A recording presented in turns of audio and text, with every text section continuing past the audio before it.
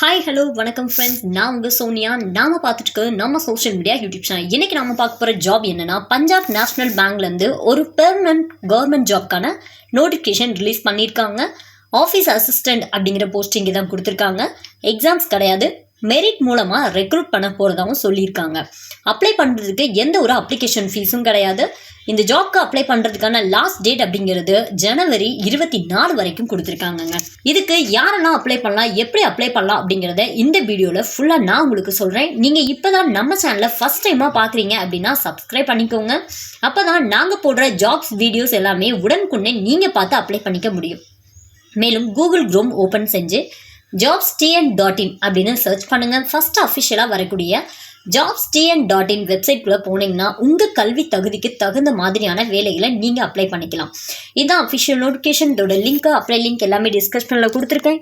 இது எங்கேருந்து வெளியிட்டிருக்காங்கன்னா, பஞ்சாப் நேஷ்னல் பேங்க்லேருந்து தான் இந்த அப்ளிகேஷன் ஃபார்ம் அப்படிங்கிற வெளியிட்டிருக்காங்க. லாஸ்ட் டேட் அப்படிங்கிறது 24/1/2025.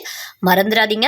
இதில் என்னென்ன வகையான போஸ்டிங் கொடுத்துருக்காங்க அப்படின்னு நம்ம பார்க்கலாம். கஸ்டமர் சர்வீஸ் அசோசியேட், இன்னொன்று ஆஃபீஸ் அசிஸ்டன்ட் அப்படிங்கிற 2 போஸ்டிங் அப்படிங்கிறது கொடுத்துருக்காங்க. கஸ்டமர் சர்வீஸ் அசோசியேட் அப்படிங்கிறது கிளர்க் போஸ்டிங் மாதிரி தான். மொத்தமாக 2க்கும் சேர்த்து 9 வேகன்சிஸ் அப்படிங்கிறது கொடுத்துருக்காங்க. கஸ்டமர் சர்வீஸ் அசோசியேட் அப்படிங்கிற ஜாப்க்கு எவ்வளோ சேலரி அப்படிங்கிறது கொடுக்குறாங்கன்னா, 24,050 ரூபாயிலிருந்து 64,480 ரூபாய் வரைக்கும் கொடுக்குறாங்க. ஆஃபீஸ் அசிஸ்டன்ட் அப்படிங்கிற ஜாப்க்கு 19,500லேருந்து 37,815 ரூபாய் வரைக்கும் சேலரி அப்படிங்கிறது கொடுக்குறாங்க.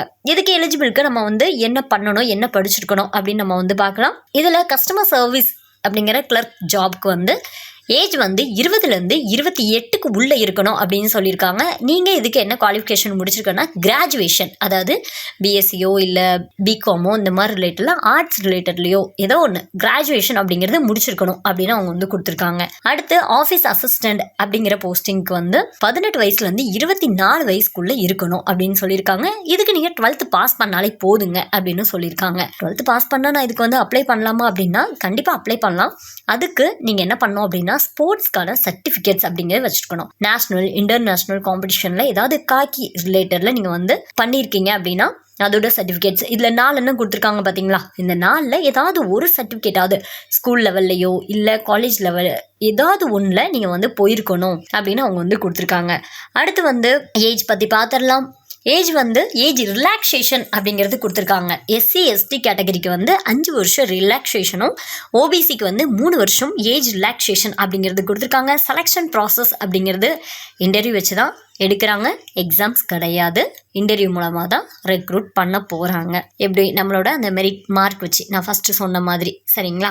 இதில் அப்ளிகேஷன் ஃபீஸ் கிடையாது அப்படின்னு சொல்லியிருக்காங்க. இதுக்கு எப்படி அப்ளை பண்ணோம் அப்படின்னா, நான் உங்களுக்கு ஒரு ஃபார்ம் நான் உங்களுக்கு காணிக்கிறேன். இதுதான் அப்ளிகேஷன் ஃபார்ம், சரிங்களா.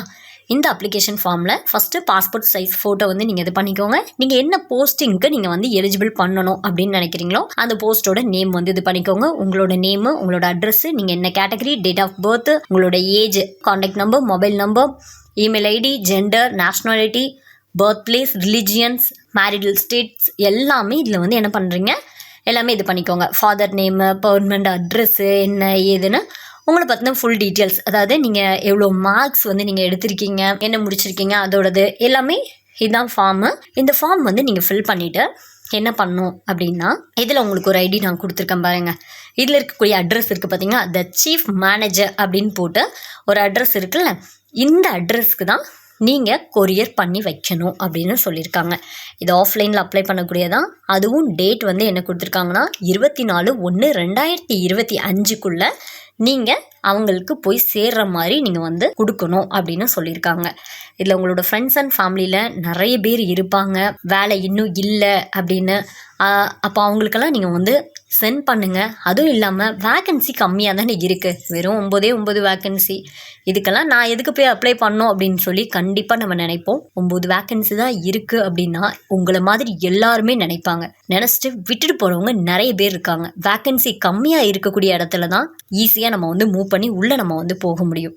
நிறைய பேர் அப்ளை பண்ண மாட்டாங்க. இதை பார்த்துட்டே 9 தானே அப்படின்னு போகிறதுக்கு வாய்ப்பு இருக்குது. நீங்கள் மிஸ் பண்ணாமல் அப்ளை பண்ணுங்கள். கண்டிப்பாக ஜாப் கிடைக்கும். All the best. தேங்க்யூ.